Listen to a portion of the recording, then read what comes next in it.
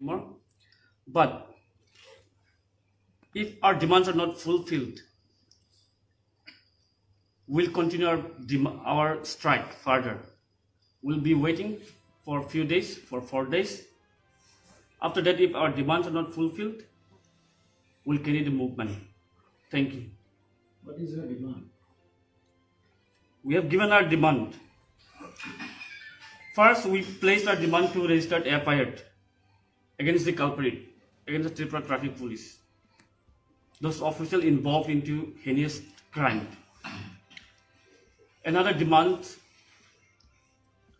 we have asked to go for magisterial inquiry, and also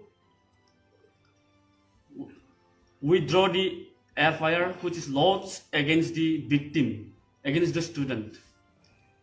And also we have asked to compensate them. Those are our demands.